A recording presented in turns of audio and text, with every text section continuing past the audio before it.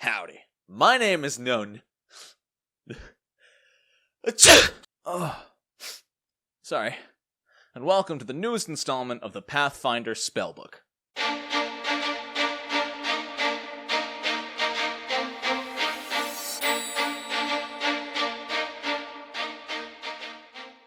Whew, boy, has it been a while since we did one of these. About 2 or 3 weeks now? And with the Wizard Guide coming out tomorrow, I figured what better time than right now to go over all of the first level Wizard focus spells, similar to how I did for the Sorcerer last time. And because there's such a small amount of them, I'm actually going to be following the exact same format, ranking them from worst to best, getting a few things wrong along the way, I'm sure, and you'll happily embarrass me in the comments. But sincerely, I love it when you do that. I want to know when I'm wrong. So please, in the comments, feel free to point out any mistakes I make. It makes me a better player, and you get to look smart in the process. It's a win-win-win. And if you like the video, you could like it and then leave a comment. But I wouldn't be that kind of a YouTuber to ask you to like and subscribe and ring the bell, But we've got 8 hefty spells to go over today, so let's go ahead and jump right into it. We are going to be starting off today's list with number 8, the Transmutation School's Physical Boost. Now, I want to point out, this spell, that spell over there, is 8th place. It is the worst that we are talking about in my personal opinion. And this spell is really good. This is all the polar opposite of the Cleric focus spells. Every single Wizard focus spell is so good. Starting off with Physical Boost, for 1 action with a range of touch, you can touch a living creature, and until the end of their next turn, they get a +2 bonus to their Acrobatics, Athletics, Fortitude, or Reflex save. Now this only applies to the next check they make, not their entire turn. And that's a really good effect. +2 to anything is amazing. Now, that's all it does, it's pretty much useful in combat. If you know they're going to make a Fortitude save, like to get rid of the Sickened effect, you can absolutely pat your friend on the back and help them with that Fortitude check. And it's really good at what it does, but it doesn't get any better, it doesn't have any other effects, and it only lasts 1 round. For 1 action, it's a great way to spend an action, but it just doesn't do quite enough to get out of 8th place here in our list. Coming in at 7th place, again, a really powerful spell that I imagine some of you might have thought was higher up the list. Diviner's Sight for Divination Wizards. This is, again, a really powerful spell.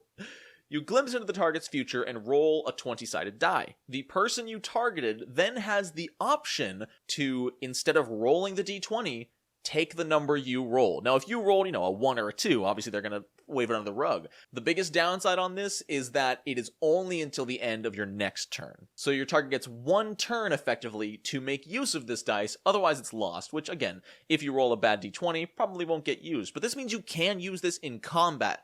Out of combat, it's got such a diverse use. This is a fantastic spell. The only thing, and honestly the thing that keeps it low for me, is that this completely depends on the type of player you are. But in some cases, some people may feel like you are stealing their ability to roll the dice. If you roll a 15 with Diviner's Sense, then they kind of look at it and they're like, I'm going to use the 15, I guess, but I kind of wanted to roll the dice anyway, I feel like, an easy way to fix that would be to, when you cast Diviner's Sense, let them roll the d20 and they can keep it to the side, and use that later. But just from that specific standpoint of stealing someone's dice roll, it docks a few points, but otherwise, amazing spell. And this is 7th place! We are only getting better from here. So this spell and Divination probably could have switched places, and I would not have argued with you. They're very similar, and they're very hard to compare, because they do very different things. But coming in at 6th place is Charming Words for the Enchantment Wizard. Charming Words is a fantastic control spell for you. For the rest of your party, not so much, and in some cases, it may throw your party members under the bus. How it works is you pick a target up to 30 feet away, and that target makes a will saving throw. On a critical success, nothing happens, like usual. On a normal success, if they beat the DC, they still take a -1 penalty to attack rolls and damage rolls against you. At level 1, that's huge. -1 to attack rolls is always good, but -1 to damage rolls, especially at first level, is really strong. And I'm looking at most of these from a first level perspective, as I usually do. I feel like it would be unfair to compare some of them at higher levels, because some of them heighten and some of them don't. And obviously the ones that heighten will have more use at higher levels. This isn't always the case, as something like a crowd control effect will always be potentially useful, but I'm just looking at it as a baseline level 1, because there's also less to take in and theorize about at level 1. If the target happens to fail their will save, they cannot take a hostile action against you. In roleplay, I don't know how this works, maybe for the next 6 seconds they see you as a friend, or you deflect them or something with your words and target them at someone else. But especially if you are in the back line and everyone else is far away from you, if you use charming words on the person right in front of you, they'll have no choice. They will either have to skip their turn or run away towards your party members. It's a fantastic spell in that specific situation. You know, if you are right next to the cleric and they're attacking you and you use this and they fail, well, they're going to go, okay, and bash the cleric's skull. Where this spell is amazing, of course, is the critical failure, which along with the failure of not being able to take hostile actions against you, it also becomes stunned 1, so on its next turn it also only gets to take 2 actions instead of 3. Again, if you're far away from the party, this is great. This may force them to run towards your party, but they also probably won't be able to reach them with only 2 move actions, or even if they do, they can't do anything with it. So, very good spell. Fantastic crowd control. Another downside that I forgot to mention is that it does have an incapacitation effect, so if the target is higher level than double the spell level, which is heightened to half your level, but at level 1, it'll affect creatures of level 2 or less. So keep that in mind. If you're fighting a boss monster, this really isn't going to do much for you. Coming in at 5th place, and I kind of wanted to place higher, but I just couldn't find enough value for it, is Warped Terrain for the Illusion Wizard. Warped Terrain, you target a 5-foot square burst, and for the next 1 minute, no need to sustain, which is a great high point, that 1 5-foot square is considered difficult terrain. It costs 10 feet of movement to move into it. So that's really good in and of itself, but where it gets great is when you cast it using more actions. This is the only focus spell for wizards like this at first level, where you can spend 2 actions to make that 5-foot a 10-foot burst, and 3 actions to make it a 15-foot burst of illusory difficult terrain. So what this is really great for is if you are running away down a hallway, you can quickly turn and bam! Turn the entire center of the hallway into difficult terrain to slow your pursuers. Now, one of the downsides of this, if you're not careful, is that this also affects your ally. Verbatim, any creature moving through the illusion treats the squares as difficult terrain.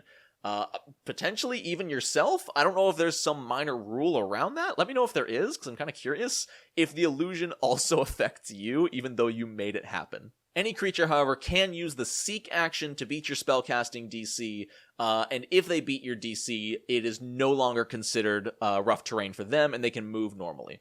And I suppose it's worth noting that at 7th level, you can make this terrain appear in the air, so if you're being chased by something that can fly, you can slow them down too. It's really good for slowing things down, but that's kind of about it. I suppose you can still get creative. You know, you can get creative with any spell. You know, you can put it underneath your fighter and his target, and if your fighter is clearly winning, your target A will struggle to get away more, and B can't take the step action because of the warped terrain. Thus, if they wanted to get away, the fighter would get an attack of opportunity. There's a lot of stuff you can do with it, and maybe I'm just not creative enough. I still think putting this at 5th place is pretty good. Again, all of these spells are so good. It's so difficult to rank them, but I'm going to keep trying. Moving on to 4th place. 4th place goes to one of the simpler focus spells for the Conjuration Wizard, Augment Summoning. For 1 action, you target a creature you summoned, and it gets +1 to everything. Just +1 to its checks, which include its AC. So effectively, your creature gets +1 to armor class, +1 to hit, +1 to every saving throw, +1 to perception, and +1 to every skill check it makes for the next minute. This is amazing. The only downside about this is that you can't cast it the same turn you summoned it. Because summoning typically takes 3 actions, unless you somehow have an extra action to cast this focus spell, You'll have to wait until the following turn to cast it. But it's just so good. For one action, you give this thing +1 to, effectively you level it up once. It doesn't gain any new features or anything, but you're effectively just increasing its level by 1. Absolutely nutty. I love this spell. It more than deserves 4th place.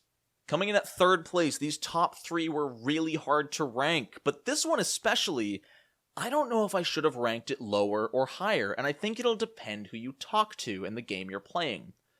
Coming in at 3rd place is Force Bolt for Evocation Wizards. This spell looks so boring and so simple. For one action, you fire a magic missile, and it deals 1d4 plus 1 force damage. No spell attack, no saving throw. It is guaranteed damage, and that's what ranks it so high for me. At level 1, a potential 5 free damage is really good.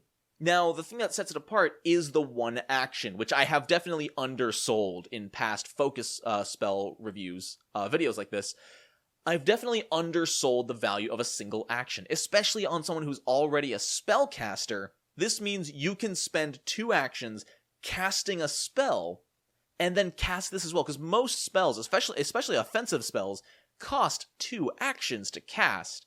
So even if you have no spell slots left, but you have a focus point, you can still cast Electric Arc and follow it up with a free 1d4 plus 1 damage.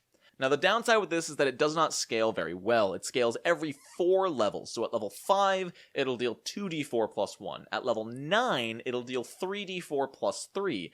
And this damage definitely falls off more and more the higher it gets. At level 1, a potential 5 free bonus damage is great. And honestly, playing a campaign right now where my players are about level 8, level 9 now, there are still a lot of turns, especially for a spellcaster, where they're usually just sustaining a spell with their 3rd action. But if they're not, they sometimes don't have something to do. They might move and reposition for later, but that free extra action, if they have a spare action to deal 5 bonus damage, 10 bonus damage, is really good. There's not a lot to say about this. If the range could have been longer, could have made it a little bit better, maybe that would have been overpowered at that point.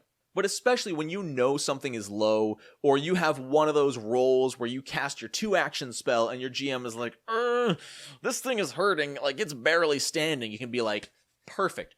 Force Bolt, instant free damage, I can't miss. The minimum 2 damage, maximum 5. It's really good. Talk to some people will rate it lower, some people will rate this number 1, I'm sure, because one action guaranteed damage is huge. But some people also look at it, especially with Pathfinder's bloated numbers, and say, 5 damage, that's nothing, I don't care. So it's really based on personal opinion, and I'm landing mine right in 3rd place. Because coming up, we have some powerhouses.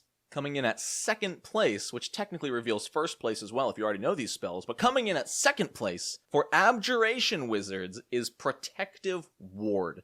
This spell is what Bless wishes it could be.